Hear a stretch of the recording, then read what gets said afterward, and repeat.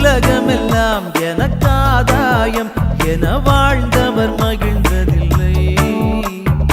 ஆன்மாவே எனக்காதாயம் என வாழ்ந்தால் கவலை இல்லை.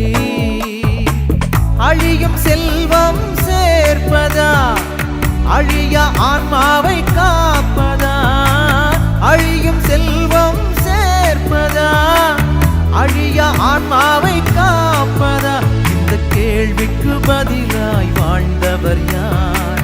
அவரே புனித சவேரியார்.